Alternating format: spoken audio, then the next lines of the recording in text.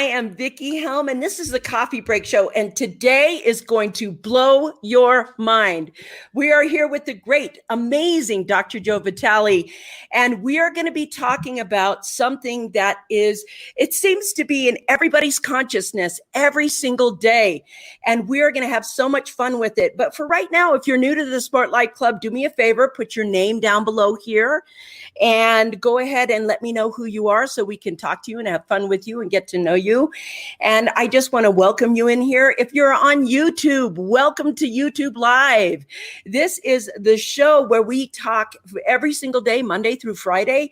We have a cup of coffee. We talk about stuff. We share inspiration, motivation, tips, techniques, and ideas that help create thrivability in the world. And today we have the king of thrivability in the world, Mr. Joe, Dr. Joe Vitale. Good morning, Dr. Joe. People are coming on board. So glad you're with us. Of course, I'm looking forward to this. This is so good. Today we are going to talk. Hello, Vicki and Joe from Ryan. Thank you guys for coming on board. Put your names down there. Good morning, Dr. Joe. I feel very fortunate today. I feel very fortunate to be able to share in a time where everybody is probably concerned about it. One of the greatest leaders in the world, I think, at developing consciousness around abundance and around money. So I'm going to tell you a little story before we get started. My team knows that I always say, money loves speed, money loves speed. Okay, we got an idea, money loves speed. Let's do this. Everybody has their marching orders. Well, I was scrolling through Facebook and I suddenly saw, as I was scrolling through Facebook, this book came up right here, Money Loves Speed. And of course, because I said it all the time, I thought to myself, man, I got to get this book, Money Loves Speed. And I've already read several of Joe's books. So all of a sudden I thought, okay, I'm going to get this book. And as I brought it home, books are like dessert for me. I sit down and I read them and I dog-ear them. And I read something that was so profound. I had to ask him to come and join us and talk about how money loves speed. So please help me welcome the great and wonderful Dr. Joe Vitale. Thank you. You know, you also act very quickly because apparently you got the book and the next thing I know, you were contacting me saying, hey, can I interview you? And I, knowing Money Loves Speed, quickly said, yes. And then here we are. Yeah, it's so great. One of the things that I loved in here, the thing that really hooked me, I have it in this, and I'm hoping you'll talk about this with us right here. So I'm going to be reading from here, this squared page right here. I know that people see money as something separate from themselves. But in this moment right here, you say, I regard ideas as gifts. You don't buy the idea. You didn't ask for the idea. You received the idea. It came by grace. The idea came to you from a benevolent universe, and it's up to you to co-create it into a product or service that will actually benefit you and everybody involved. And that, to me, I was hoping you would say more about that because I think it's so profound, that one single statement. Well, you took one of my favorite passages and just read it, which in a way was stealing my thunder because those are my best lines. But the truth of the matter is the universe loves speed and money loves speed. And it's one of the 8 laws that I talk about in the book. Now, why does the universe love speed? What I've learned is that the universe is trying to give us ideas. But because most of us don't accept the ideas and we don't act on the ideas, the universe has learned to give an idea to about a dozen people at the same time, knowing most of those people are going to talk themselves out of it. They'll second guess themselves, they'll doubt themselves, they'll criticize themselves, they'll say, not me, not now, I don't have the money, don't have the experience, don't have the education, don't have, and they'll dilute the whole thing. But the person who says, oh, I just received a great idea. It came as a gift. The universe bestowed it on me, and that person acts on it.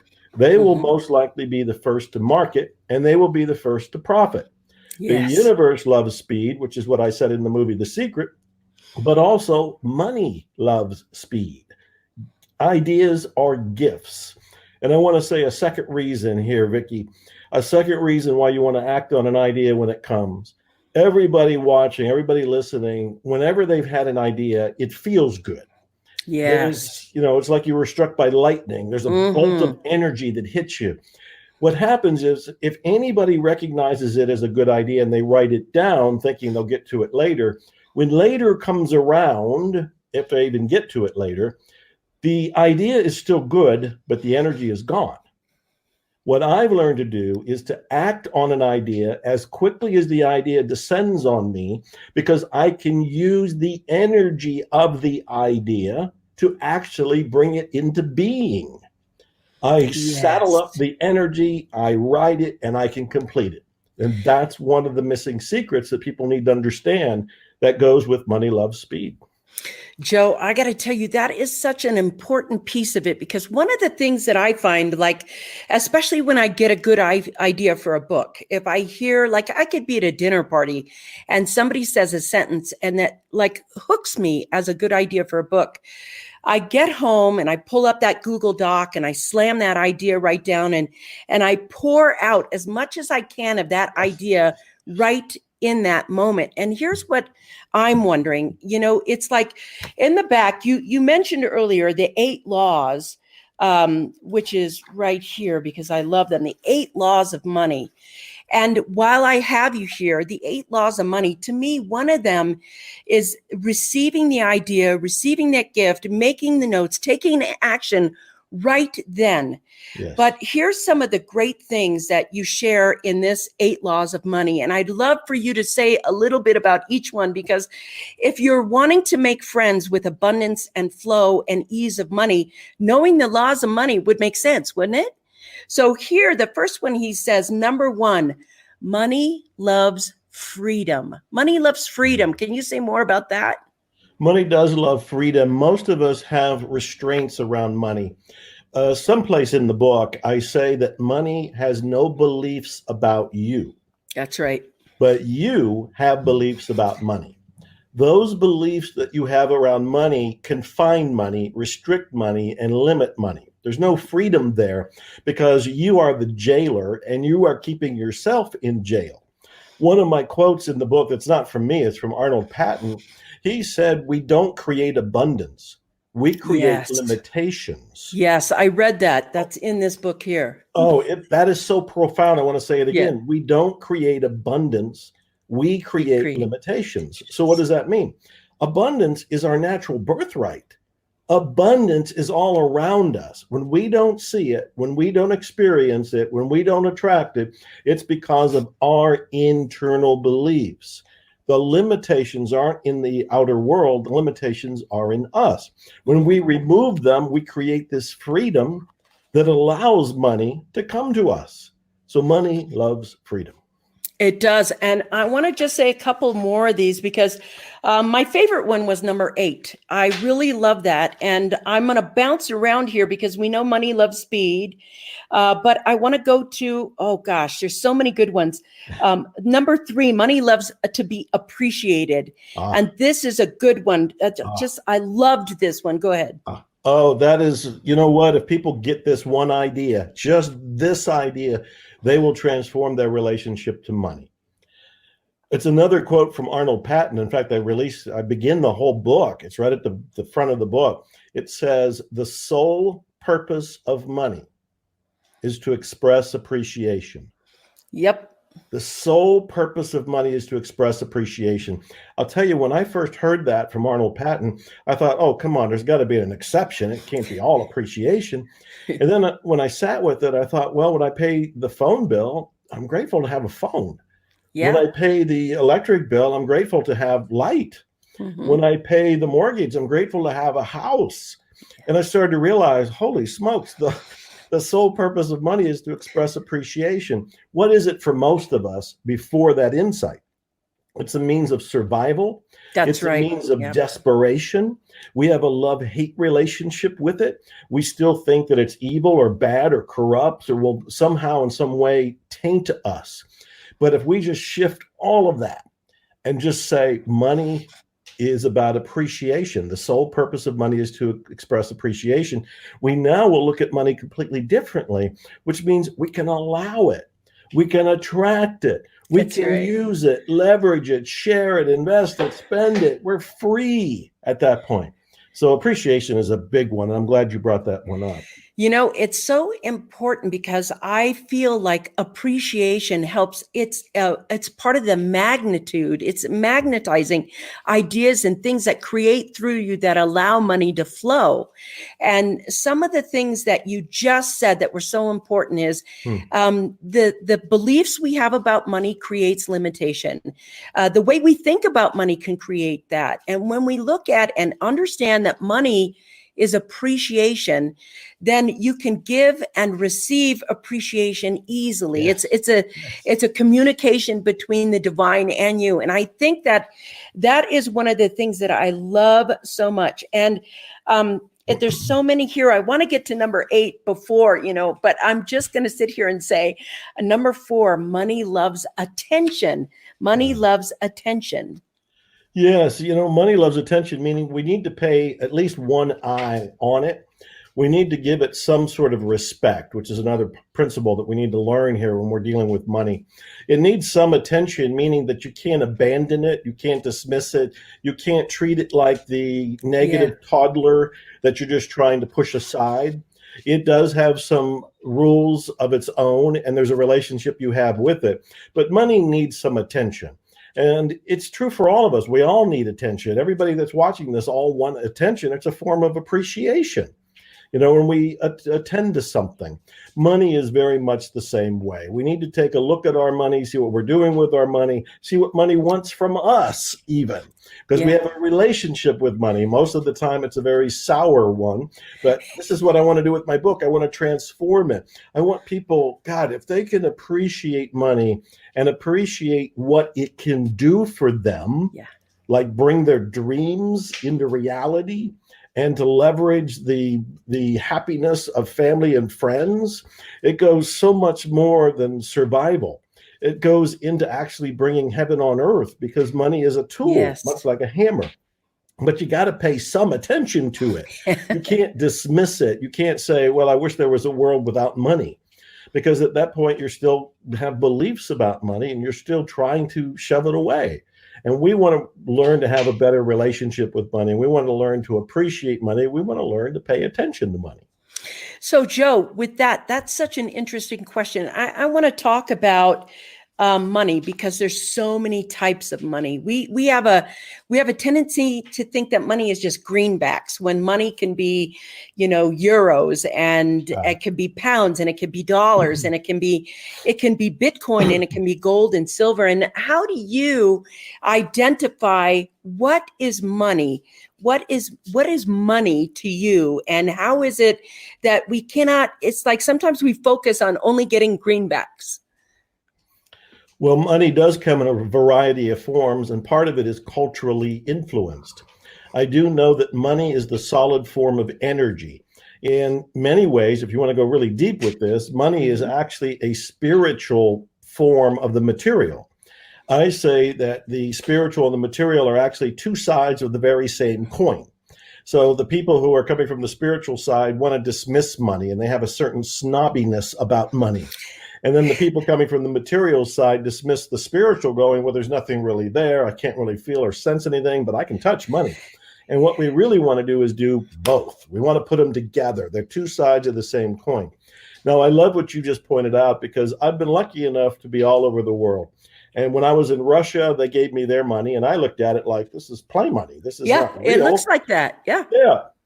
I go to Poland or Europe or Italy or anywhere in there, they give me their money. And it's like, well, that doesn't look like my money. That doesn't look like Russia's money.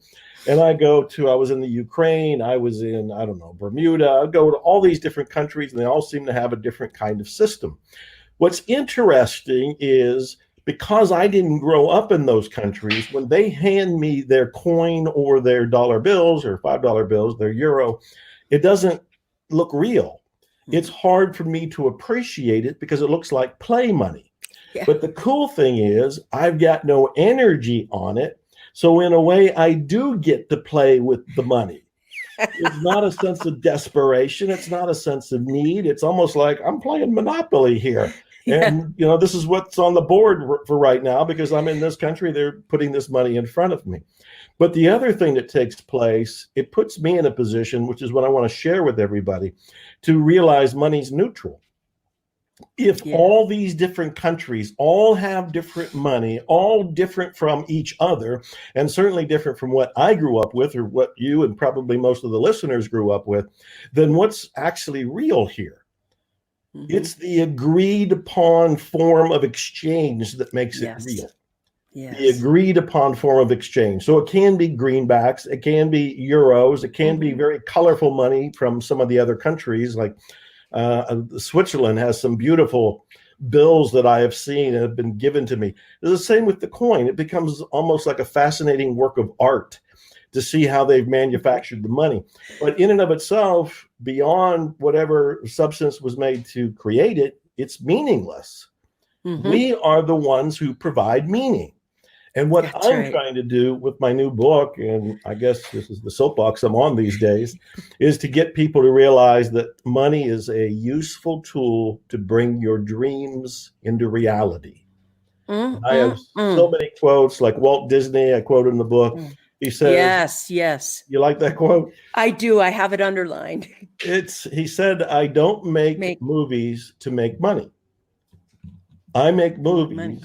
Or I make money to continue making movies. That's right. And so there's a shift, and this is the shift I want everybody to make. I love writing books. And I want to make money from my books, but not for money's sake. So I can continue writing books. That's right. It's the extension of my mission. And that's where money becomes useful, and that's where we can agree on what it actually is. And Joe, you just said my favorite word about money. It's number 8.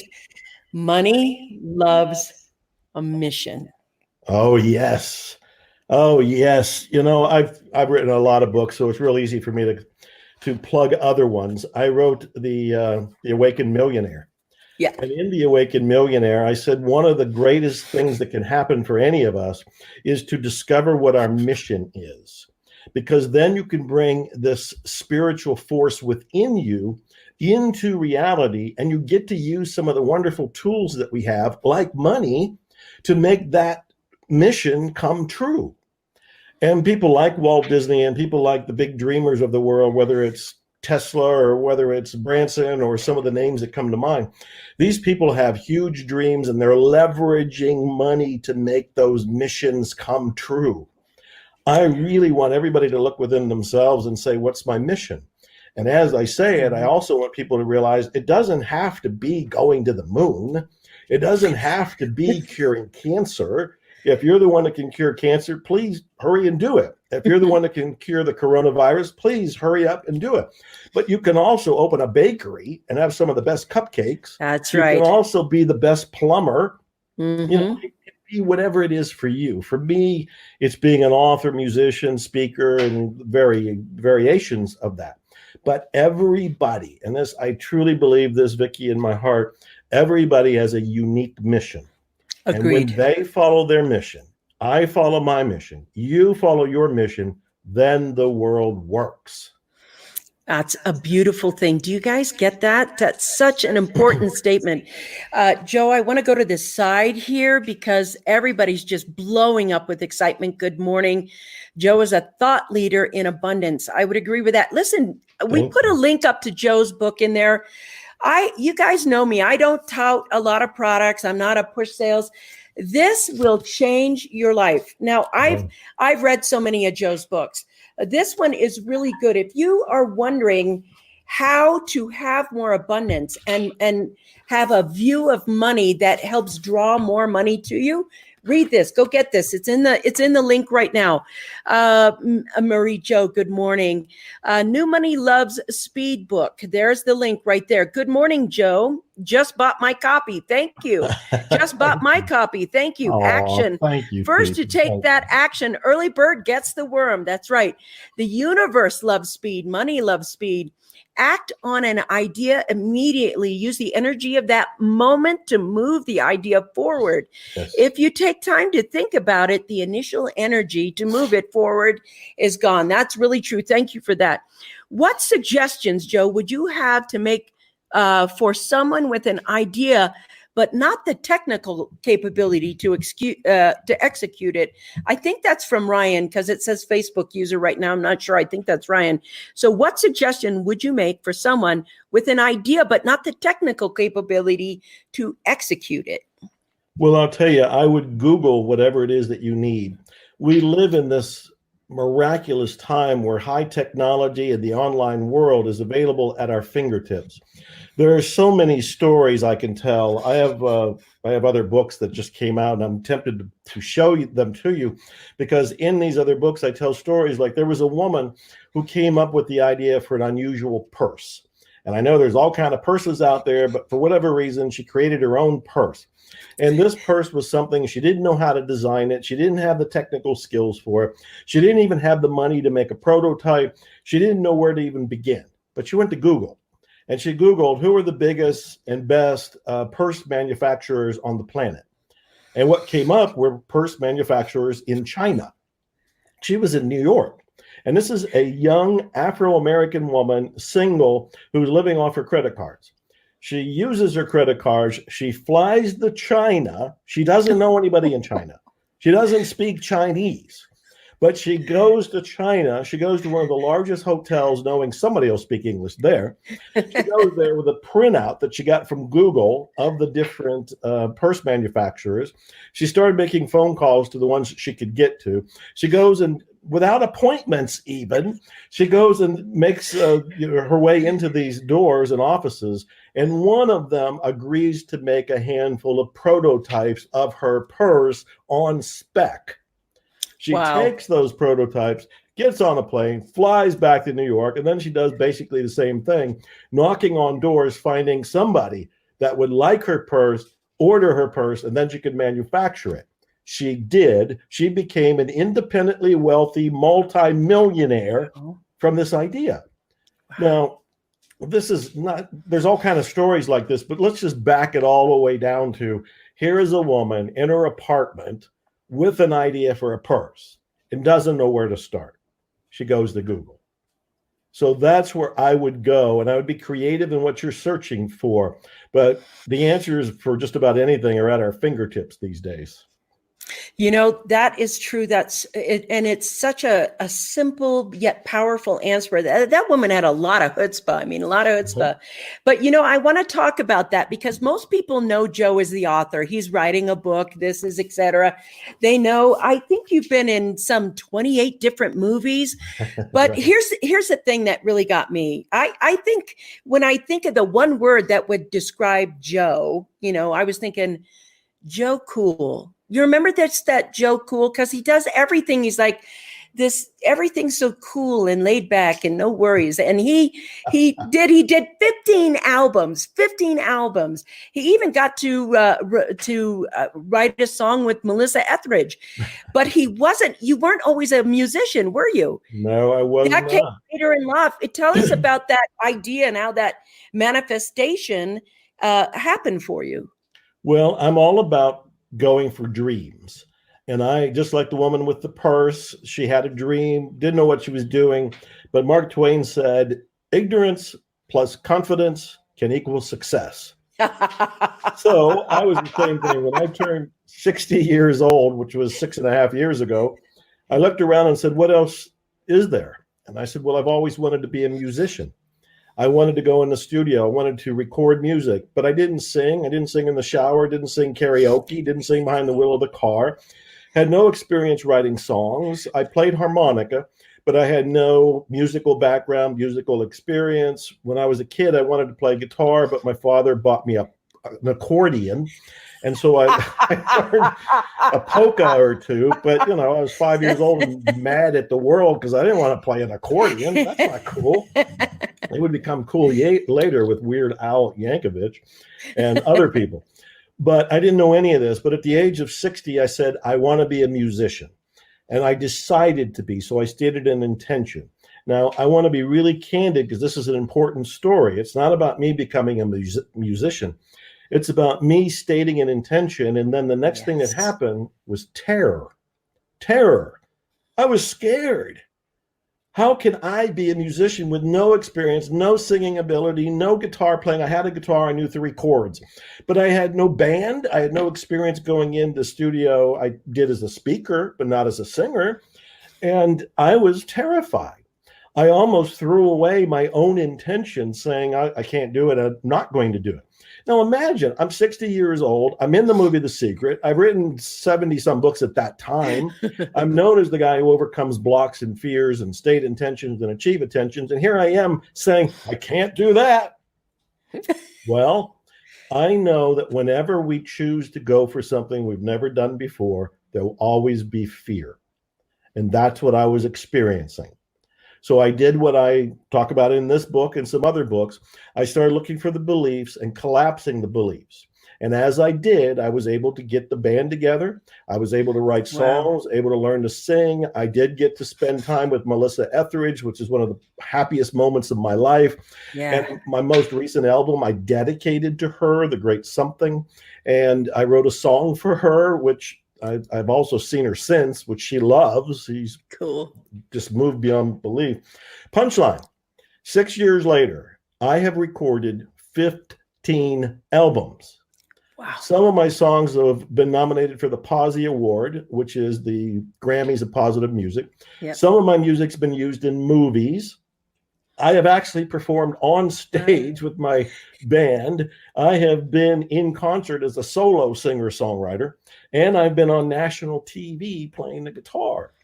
All of this in 6 years, and all of this from a guy who almost didn't do it because I was about to let fear stop me.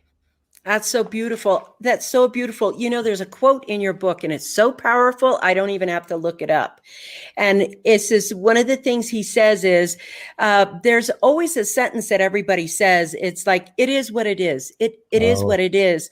And, you say that's what people say when they feel like they can't change something.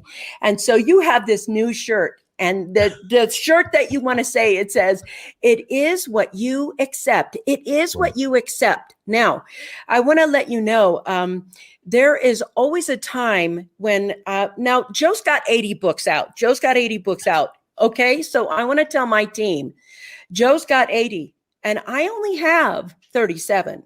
So I want to let you know that those books, when they come out and they roll out, I'm going to tell you about Joe's example of this. But what would you say to the people right now who are thinking, you know what, I want to go through this transformation. I want to be able to take and notice the idea when it comes to me. I want to take that first second. I want to begin to move my beliefs and transform what I'm doing right now so that I can have a better relationship, just have a better quality of life with yourself and relationship with money. With money. Okay. Well, the very first thing that I would be doing is stating an intention. Intentions align our body and mind to go in a particular direction. Most of us are just bouncing off circumstances, waiting for things to happen, not really creating a life. We're just reacting to life. And so where it begins for me is, what's your intention? What do you want to have, do, or be? And if it is focused on money, maybe you can make it more concrete and come up with some sort of figure that you want to have either this week, this month, or on a regular basis. Don't worry about how. That's one of the big mistakes everybody makes, is they want to know, what's the plan? How do I get there? I talk about it in the book, but basically, just to pull the curtain back, there is no how and there is no plan. When you state an intention, you're stating something to be created. Yeah. And in that moment of creation, you don't have the plan. You'll have it later. After you do all the steps, you'll be able to tell the story and go, oh, that was the plan. But there's no plan in the beginning. All there is an intention and a first step. And that's the next thing to do. The first step. Teddy Roosevelt said, you do what you can with what you have right where you are. That's right. That sums it up. And I don't care if that's the single woman in the apartment with the purse idea who takes a credit card and flies all the way to China, Or it's me trying to be a musician and going, oh my God, what do I do? You take the first step. There's always a first step. Whatever that baby step is, you take it, then the clouds open and the next steps is there. Yeah. You take that one, the next step becomes apparent. The second and third aren't there until you take the first. So state the intention, start taking baby steps. And the third thing I would do is surround yourself with support. Yes. I've got so coaching. Key. Yes. Well, this is support. What you're doing right here, people can tune in on a regular basis and they can get that shot of adrenaline and support and motivation and inspiration, new tools, new stories, new techniques. Mm-hmm. This can keep them going. What I find is if people don't have support, they fall into their old habits, their own patterns, their old ways of thinking. Even when people go to events, I tell you, at the end of all of my events, I tell people when you go home, change your furniture, paint your walls, hang up a painting or photo, do something to anchor the new you. It looks like you want to say something there, Vicki. I do, because you talked about this on Saturday. Yes. I was at the Zero Limits place. Joe, I got a little bit of echo going on. I'm going to move this out here. Okay. The Zero Limits, if you guys are not part of the Zero Limits Club right now, you need to be a part of it. I'm there. I love it. But I want to say that I just moved my office home. I've had an office outside of my home for so long. And in about September this year, my literally soul said, move your office home right now. And I was like, okay, did that really come from there? Because you know how your brain loves to take over right after that.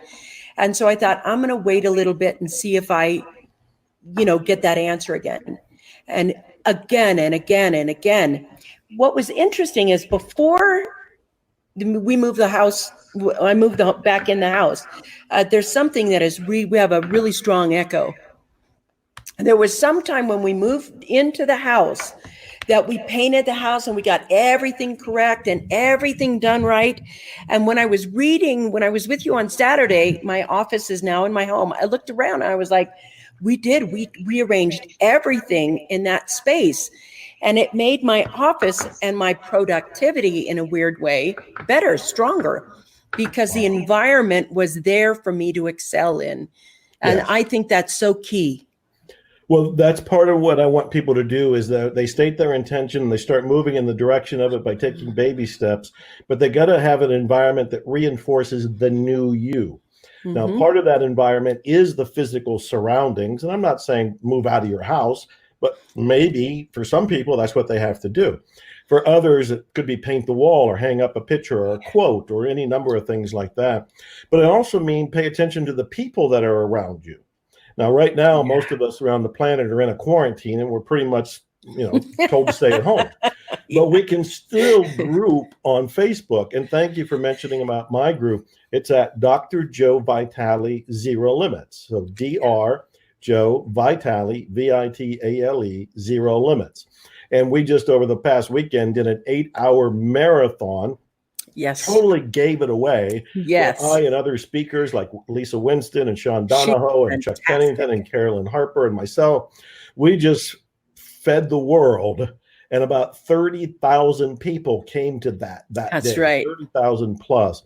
And so you want to be around that kind of caliber of people to keep your energy up, to keep your enthusiasm up. One of the things Napoleon Hill had said, and I think he said it in Think and Grow Rich, is many people don't go for their dreams because they listen to their family and friends. And so you want to be aware of who you're listening to. I also, as a sidestep, would say, don't share your dreams without protecting them.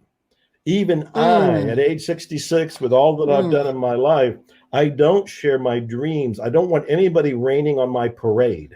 I am very careful to only share it with people like I would tell Vicki here. I know she would be supportive of me, but I would only tell it to people who could be supportive or could help me actually create the dream. And so this would be advice here. And the next thing, and probably the last thing, as I'm ad-libbing what you would do, as it comes to attracting money, is I'd pay attention to the feedback. There is no such thing as failure. Failure is That's another right. one of those big words we all get tripped up over. And if you look at anything that happens as feedback and an opportunity for course correction, or even an opportunity to create a different kind of product or service, the woman who went to China with a purse, had they told her when they were looking at her purse that this would be better as a suitcase or something else, she could have looked at it as, oh, my purse failed. Or she could say, oh, I'm getting feedback that could actually make this more of a money magnet. So you want to Yes. be open to the input you're getting and not critical of the input or of yourself. And then repeat, just keep going.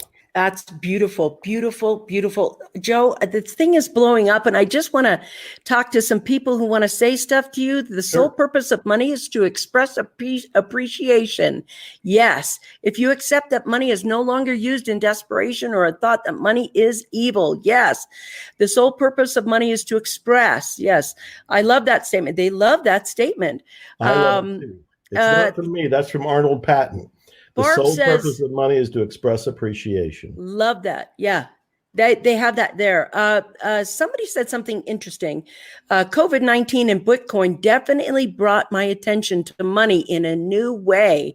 And that is interesting. We do have new money. Now, I want to ask you a question. This is something that is, for me, I see money as a form of prosperity, and I see prosperity in a more vast way. I see money as a part of prosperity. Yes. And that part of prosperity is, I see prosperity as the whole package, you know, in the movie with Tom Cruise, Show Me the Money movie. Yeah. What's it? That he says it's the Jerry Quan. Maguire.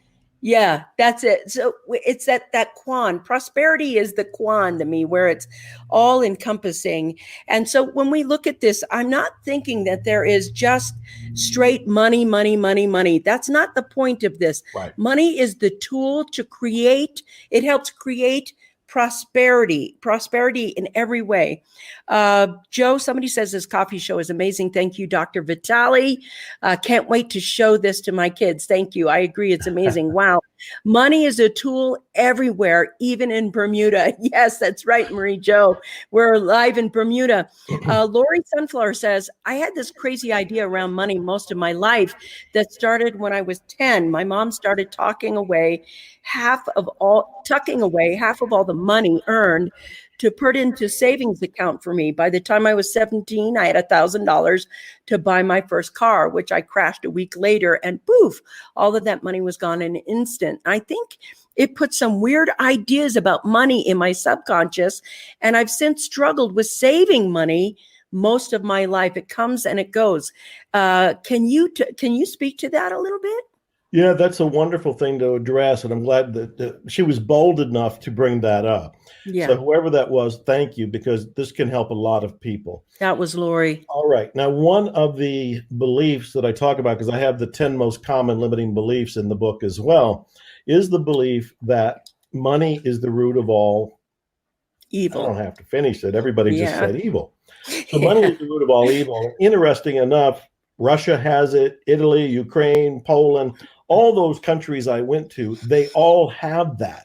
It's almost like it's in the collective unconscious, to use Carl Jung's term. And so money is the root of all evil is operating there. So when we say we want more money and we desire more money, we're more intending to get more money, that's on the conscious level.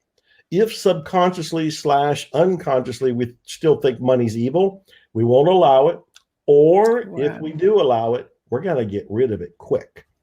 Wow. She just said that her mother saved the money, gave her $1,000. She got a car. 1 week later, it's gone. This is not an accident. This happens to people over and over and over again, unconsciously sabotaging their own efforts because of the belief money is evil.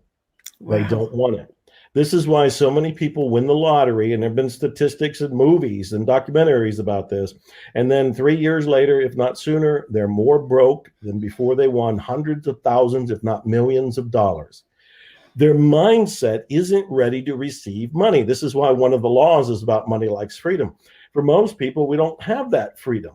We have unconscious blocks when it comes to money. So this is another reason I also ask people, have you ever noticed that when you struggle with money to pay bills, you get the money just in the nick of time to pay the bill, and then you're broke again? Why did it come in the nick of time? Because you had the least amount of time to touch it.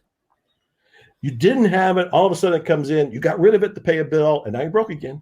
But you don't realize it's because of your relationship or lack of it with money. So, Vicki, if you don't mind, I want to expand on this. Yes, because not everybody's totally going to go get the book, and I want people to get the information. So, money is the root of all evil is actually a fracture of a longer biblical statement.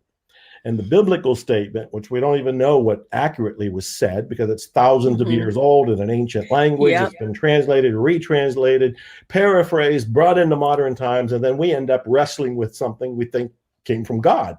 And we don't know where it came from. We don't even know if it's accurate.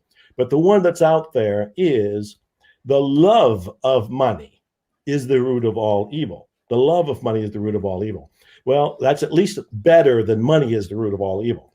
But here's what I found out. If you look at the leaders like Walt Disney that we mentioned, or Tesla folks, or Branson, or even myself at this point, or some of the wealthy people I've met, they're not in love with money. This is the distinction. That's right. They are not in love with money. They're not in love with money. They appreciate it. This goes back to that Arnold Patton quote. They appreciate it. They leverage it. They use it. But it's a tool. It's a little bit like saying my pen here is evil or my pen here is bad. It's a pen. If I held up a wad of bills, it's no different. The bills, the pen, they are tools to achieve end results. You choose the end results. I guess I could stab somebody with this. I guess I could write some evil things with this that people wouldn't like. But that's me making a choice. And so money in and of itself is so neutral, it's ridiculous. And what the wealthy people, the truly wealthy people that are allowing it to come in and to go out because they want it to circulate, they're not holding on to it.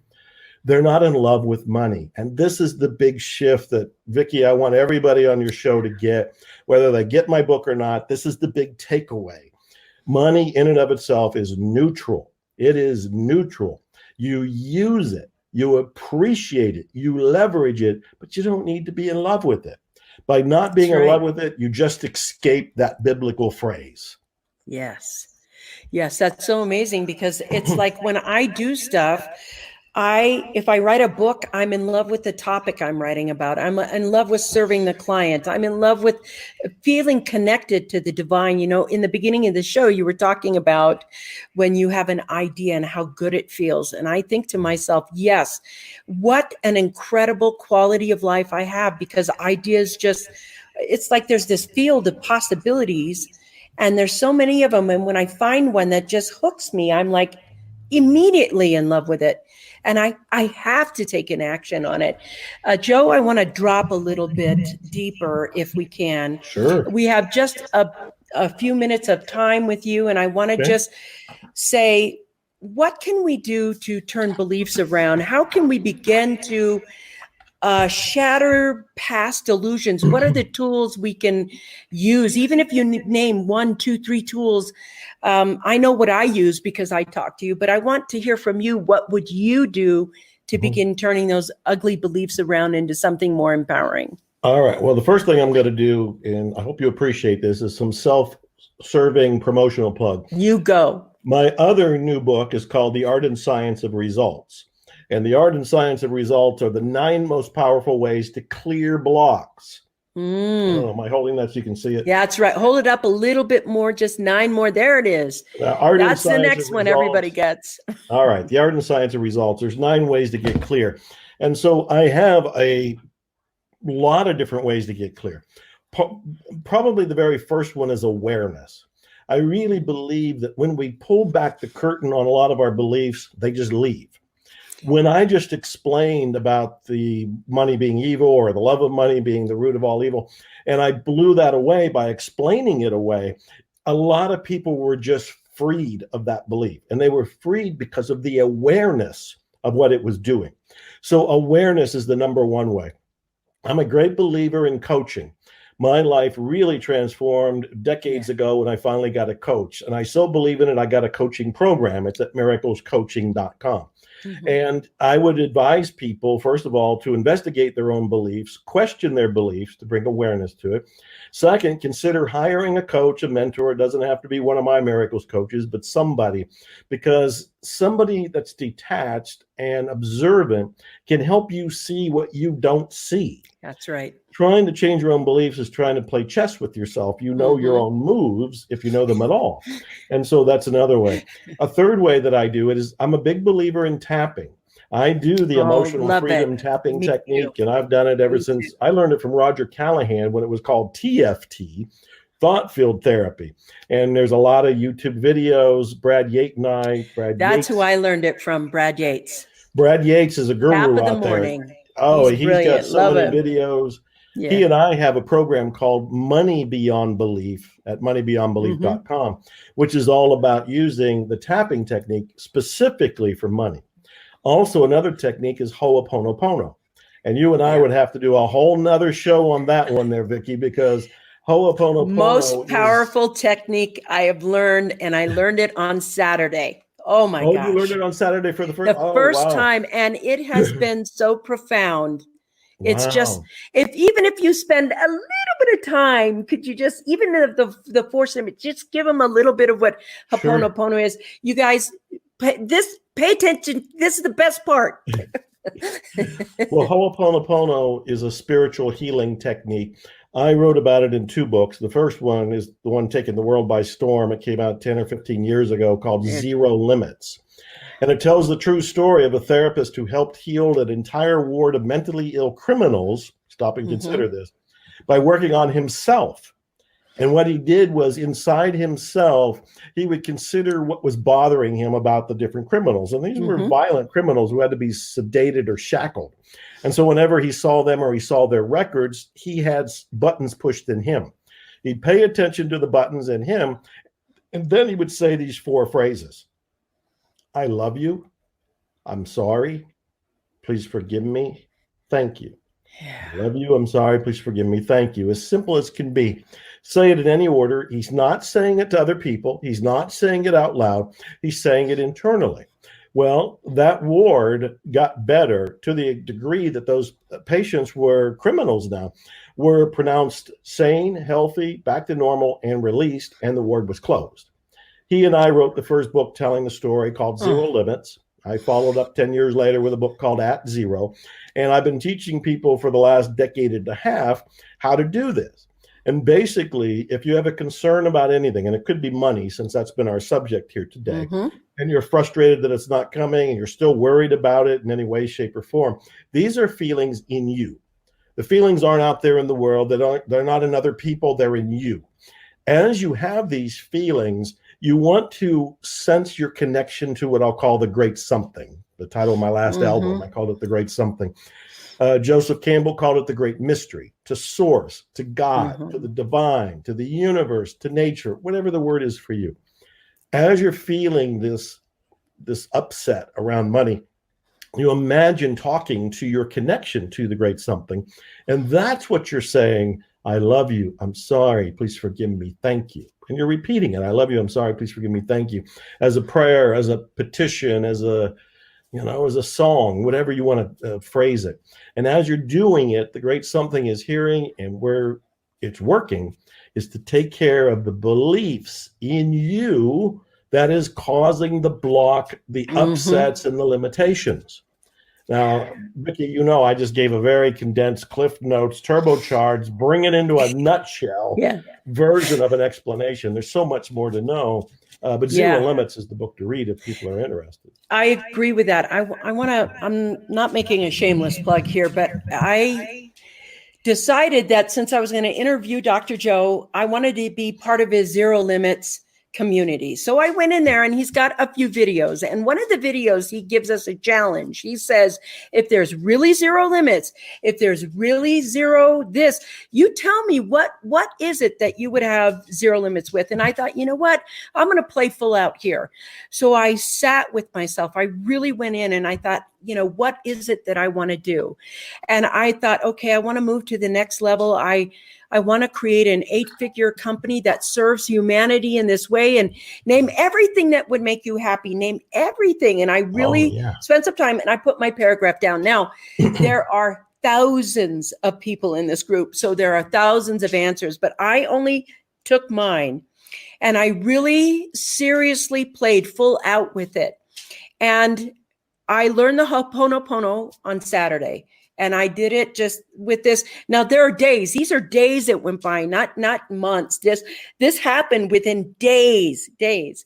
So I started the Ho'oponopono, and what I found was that when I did it, the first thing that I felt, because you told the story of your mother, which was very empowering. Yes. But the Ho'oponopono, what I found out was the first thing that was happening was I was forgiving myself. And I was loving myself. There were things that I felt like that was just leaving. And one of the most powerful things you said this weekend was, see, I retain a lot, but one of the things that you said this weekend was, you don't actually have to know the contract you made or the thing that needs to be forgiven. And what I found was that the thing that needed to happen, that thing that I love about Ho'oponopono, is it's the doorway to surrender. Yes. It's the doorway inward, and it's the doorway to surrender. Beautiful. And as I did it, I felt myself surrender and surrender and surrender. And I found out, Joe, the sabotage that I was doing was my lack of surrender to the actual purpose I wanted. And when you have a purpose, it's one thing to have one. It's one thing to want all the money. Surrendering to the divine, that co-creative process, and allowing it to come through you instead of forcing out of you, that was Ho'oponopono for me. And the second that happened, Joe, the project came, the team came, and it all fell in together. It happened so fast. The book got written, Joe. We wrote the next book. I think it was completed in 9 days. And it all had all of this. It was so powerfully fast because I finally decided that sometimes you have to just surrender your will to thy will. Yes. And Ho'oponopono was that gateway for me. And it happened. So I'm telling you, this weekend was powerful. And you know what was interesting? Lisa said something in her talk that was so powerful. I have tons of notes, but I don't have to remember this. Lisa said, "You are the magic. You are the magic." And I was like, yes. It's interesting how that Ho'oponopono, that transformation, it happened in days. There's only one way you're going to feel the transformation happen. And that to me is go to that Dr. Joe Vitale Zero Limits group. Watch that video and call yourself out. Are you willing to call yourself out and make that leap, make that step, make that jump to this side? Because I will tell you, you only have to call yourself out and make the jump once. Then you know how to do it. So now every morning, last night in my sleep, I was doing Ho'oponopono. It woke me up. And I'm telling you, it is this great gift. To be able to surrender because there's less stress. You realize you don't have to know everything or know how to do it 100%. Are you willing to have faith? And that's the most beautiful thing. Joe, the timing of this couldn't have been. I'm so grateful for your time. I'm so grateful for the gifts you've given the world. One of the most beautiful things you can do that is biblical, and I'm not going to quote it right because I'm here. It says, you have no greater love than sacrificing your life for another. And to me, when I look at what you've done in the world, it's for humanity. And the joy in my heart to meet you and have you on the show today. So grateful. So grateful. You guys, I want to say, I know that you talk more, but today it was Joe, and I just wanted to bleed him of all that knowledge. Please put your comments or questions inside that group. Thank you for being here, Joe. And I just am so, thank you. Thank you. You're doing great work, Vicki, and Godspeed to everybody watching. Thanks for the honor of being here. Thank you. All right, you guys, I'll see you tomorrow. We'll have an after show. Mwah! Peace out. I'll see you guys later.